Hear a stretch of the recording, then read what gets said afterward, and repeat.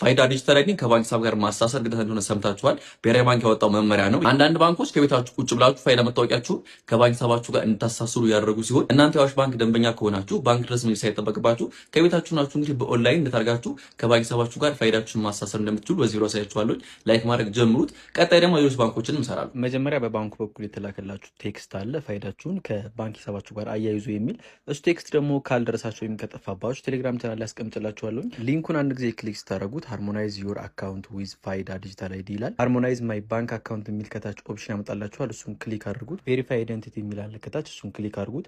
እዚህ ጋርም ትንሽ አስቸግሮ የነበር ኔትወርኩ ማለት ነው። እናንተም ዳጋ ሞክሩት። ሎጊን ዊዝ ኦቲፒ የሚል አለ፣ እሱን ምረጡ። እዚህ ጋር ኢንተር ዩር ዩአይኤን ይላችኋል። የፋይዳ ልዩ ቁጥር ማለት ነው። 12 ዲጂቱን እዚህ ጋር አስገቡ። ከዚህ በኋላ ዋን ታይም ፒን ወደ ስልካችሁ ይልካል። ፋይዳ በተመዘጋችሁበት ስልክ ቁጥር ማለት ነው። እሱን ካስገባችሁ በኋላ እንደዚህ አክሰስ ማድረግ ትችላላችሁ። አሉ በሉት ይላችኋል። የመታወቂያችሁን ፎቶግራፍ እንደዚህ ያሳያችኋል። ትንሽ ወርታች ስክሮል ስታደርጉ ደግሞ የባንክ ሂሳባችሁን እዚህ ጋር እንድትጽፉ ያሳያችኋል።